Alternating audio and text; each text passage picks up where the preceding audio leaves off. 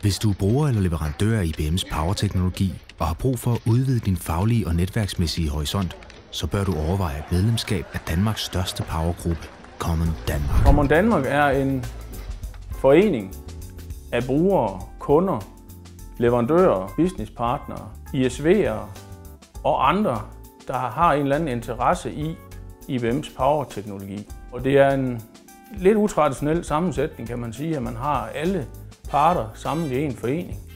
Men det giver en rigtig god synergieffekt for os, fordi vi mener i bund og grund ikke, at vi kan undvære hinanden, nogen af os. I Common Danmark kan du bygge broer med andre i samme branche. Her er mulighed for at opnå stærkere faglighed samt udveksle erfaringer med ligesindede. Derudover har vi direkte kontakt med IBM, og med rabataftaler kan vi love besparelser på flere forskellige ydelser. Med andre ord, vi er fælles om vores faglighed. En af de allerstørste bevæggrunde til, at jeg personligt er med i Common Danmark, den her utrolige måde at netværke på, hvor alle kan man sige, er lige på et eller andet niveau. Common Danmark for mig er et netværk til den danske IBMI-brugergruppe. Og det er en mulighed for at komme ud og kommunikere med dem, både direkte og indirekte. Os, der har arbejdet med platformen i mange år, udveksler de her erfaringer og kobler det sammen med det netværk, man nu har lavet. Det betyder i dagligdagen i en virksomhed, at man rent faktisk er i stand til, uden at skulle spørge om lov, kan ringe til andre, der har siddet i den samme situation, eller måske sidder netop nu i den samme situation. Ved annual event bliver leverandøren jo synliggjort på en anden måde, i og med, at der er en udstilling. Man har en stand og har så nogle primære budskaber, og så kan man jo i hvert fald sørge for det at blive opdateret omkring de andre. Men først og fremmest er det jo en anledning til at få profileret egne budskaber. Som IT-chef i HT Bendix har jeg stor interesse i at deltage i de her forskellige events, som Common holder. Det gør jeg primært for at få nogle nye input og for at få nogle nye kontakter.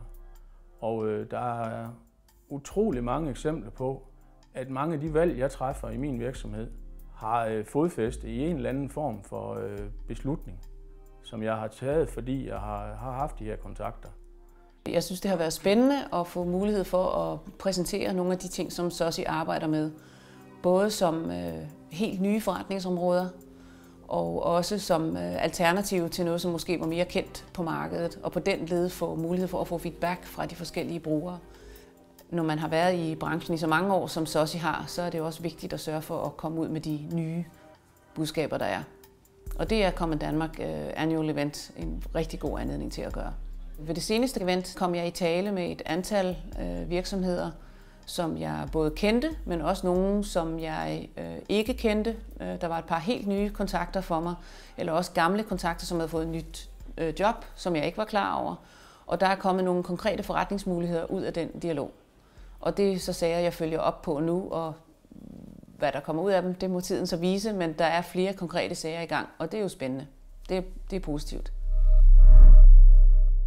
I 1974 var der en række mennesker, som også dengang havde brug for et netværk. Systemerne hed noget helt andet dengang, men var funderet i IBM's teknologier. IBM's teknologier udviklede sig over årene, fik nye navne, og helt frem til i dag, hvor vi faktisk kalder systemet for Power Systems.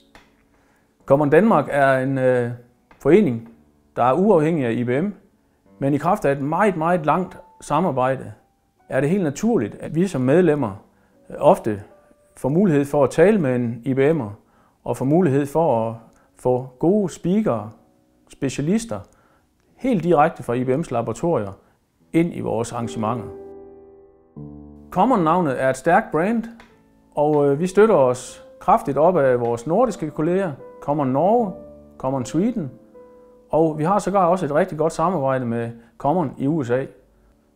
Samarbejdet med Common North America giver os som medlem i Common Danmark god mulighed for rabatter på deres store events.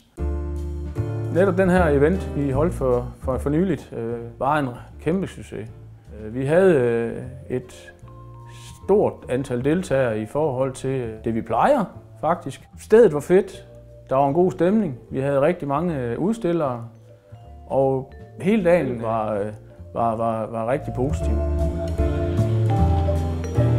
løbet af dagen har alle deltagere mulighed for at cirkulere rundt mellem de forskellige sessions og høre på indslag fra store eksperter fra hele verden. Fra USA havde vi Mike Pavlak.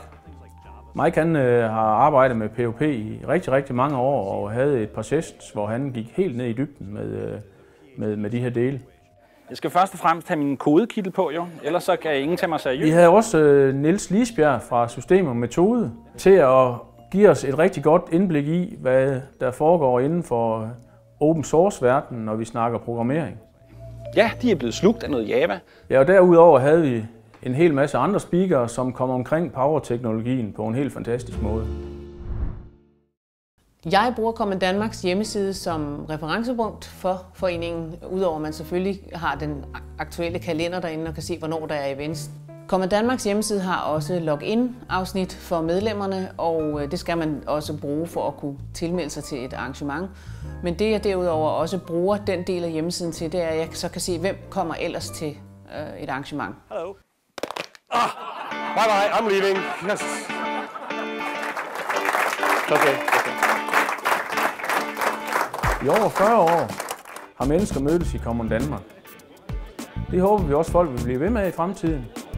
For jo flere vi er, jo stærkere står vi.